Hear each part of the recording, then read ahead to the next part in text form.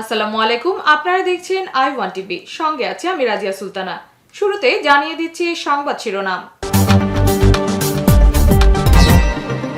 মাদারীপুর রাজৈরে মৎস্য অধিদপ্তরের আয়োজনে মাছের পোনা অবমুক্তকরণ অনুষ্ঠান।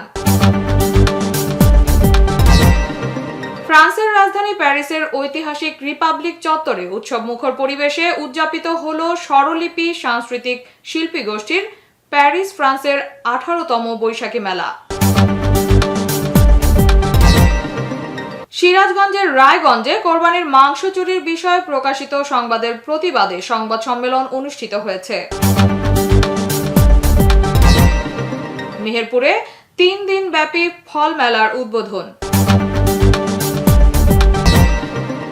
এবং রাজৈর উপজেলা বিএনপির ইসুফপুর ইউনিয়নের দ্বিবার্ষিক সম্মেলন অনুষ্ঠিত। শুনছিলেন সংবাদ শিরোনাম। i1 টিভি, সময়ের সাথে আগামীর পথে। i1 টিভি, দেশ ও প্রবাসীর কথা বলে।